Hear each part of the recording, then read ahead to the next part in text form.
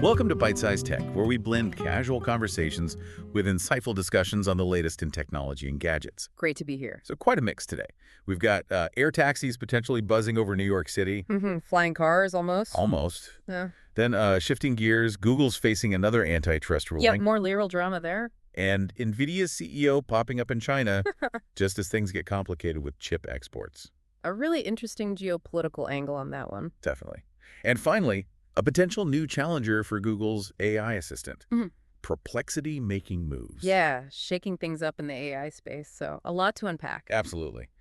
Let's dive in.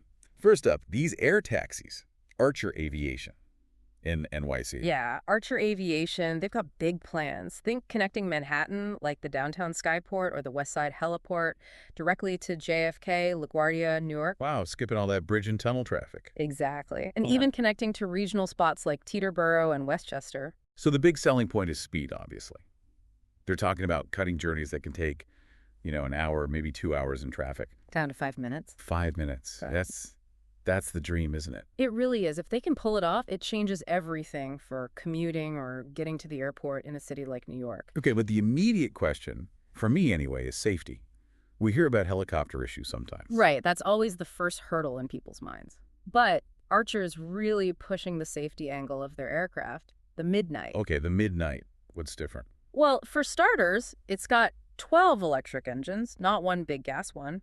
Plus, it has a wing, which gives it lift like a plane, not just relying on rotors, and redundancy, backups built in everywhere. So multiple points of failure needed for something bad to happen. That's the idea. And they're also using components that the FAA has already certified in other aircraft, so parts with a track record. Okay, that makes sense. Sort of de-risking the tech, but they still need full FAA certification for the whole aircraft, right? Oh, absolutely. That's the big one. And their strategy seems to be launch first in Abu Dhabi, maybe even later this year. Abu Dhabi. Why there first?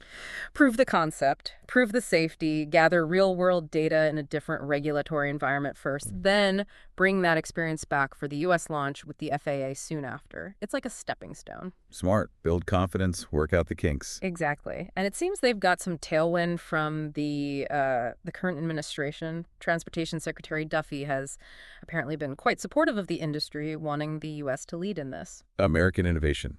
Keeping aviation leadership here. Okay, that makes sense. Yeah. All right, let's pivot from the skies to the courtroom. Google. Another antitrust issue. Yeah, this just came down. A federal judge gave a partial ruling, basically finding Google did illegally monopolize some key parts of the online ad tech market. Okay, some parts. Which parts specifically? The ruling focused on, let me get this right, the open web display publisher ad server market. That's tech websites used to offer up ad space. Gotcha. And the open web display ad exchange market, think of that as the auction house where that ad space gets sold. The judge said Google unfairly dominated both. So basically controlling the tech for both the sellers, websites, and the marketplace itself for ads outside Google's own properties. Precisely. Under Section 2 of the Sherman Antitrust Act. This is their second major antitrust loss recently. Remember the search market case? Right, that one's still ongoing in terms of remedies, I think. And isn't there another Justice Department case trying to get them to spin off the Chrome browser? Correct. So the pressure is definitely mounting. It's not just one front anymore. Did the judge find against them on everything ad tech related in this case? No, interestingly, the ruling didn't find they had a monopoly on the tools that advertisers use to buy the display ads. So a bit of a mixed bag, but the parts they lost on are pretty fundamental to the ad ecosystem. And what happens next? Fines. Breakup. Well, that's the million-dollar question, or maybe billion-dollar question. The judge still needs to figure out the remedies. There will be more briefings, hearings. It's far from over. But the finding of illegal monopolization is a big step. Yeah, I saw the stock dipped a bit when the news hit. Market taking notice. Definitely sends a signal. Okay, let's cross the Pacific. NVIDIA's CEO Jensen Huang was recently in Beijing. This is happening while the U.S. is requiring export licenses for their powerful H20 AI chips to go to China. Seems complicated. Very complicated. It's a delicate dance. The U.S. government hasn't outright banned the H20 chip for China, but they've put this license requirement in place. Right. A hurdle. A significant one. And look, NVIDIA just announced a $5.5 billion write-down related to their H20 inventory. $5.5 billion.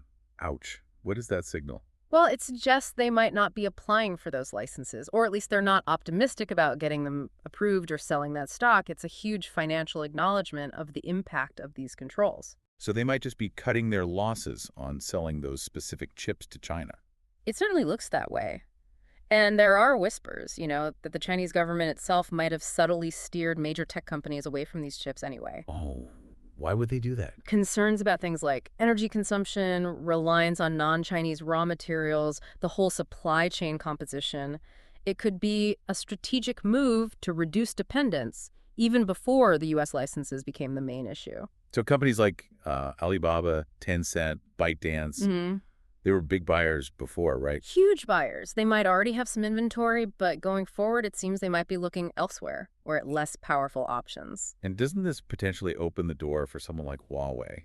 They have their own AI accelerator chip, right? Exactly. It could inadvertently create a bigger market for Huawei's Ascend chips, boosting China's domestic semiconductor ambitions, an unintended consequence, perhaps. And there was also something about a House committee raising concerns about a Chinese AI firm, DeepSeek. Yeah, related to this, concerns about potentially circumventing export controls and questions about NVIDIA's role. NVIDIA, for their part, says they comply with all U.S. restrictions, but it just adds another layer of tension. Wow. Okay, one more shift. AI assistants. Perplexity is apparently trying to muscle in on Google Gemini's turf on smartphones. Yeah, this is interesting. Perplexity, known for its sort of conversational search engine that cites sources. Right, focuses on real-time info. Exactly. They're reportedly trying to strike deals with smartphone makers. Think Motorola, maybe even talking to Samsung. To do what? Replace Google Assistant or Gemini? Potentially. Or at least be an alternative option. It's a classic distribution play. If you can get preloaded or easily integrated onto millions of phones. Instant user base. Right. Bypass the need for people to download another app. They want to leverage the traction they already have. People seem to like their real-time search-like approach and bring that to the virtual assistant experience. But maybe deeper integrations, marketing partnerships, trying to get front and center on new devices. All of the above, potentially. They've raised a lot of money, grown fast. They're seen as one of the serious players now, up there with, OpenAI and Anthropic in the chatbot race. This seems like their next big strategic push. Going right after the incumbent on their home turf, the Android ecosystem. Bold. Very bold. But that's how you try to disrupt, right? Absolutely. Well, that was quite the tour. Air taxis, antitrust, chip geopolitics, AI assistance. It really covers the spectrum of tech disruption right now. It really does. And you see the connections, right? Regulation impacting chip trade, which impacts AI development, while completely new transport paradigms are trying to emerge. It's all moving so fast. Keeps us on our toes. Makes you wonder what next week will bring. Always something new. Thanks for tuning in to Byte-Sized Tech. If you enjoyed the episode, like, comment, share, and subscribe for more fun tech discussions.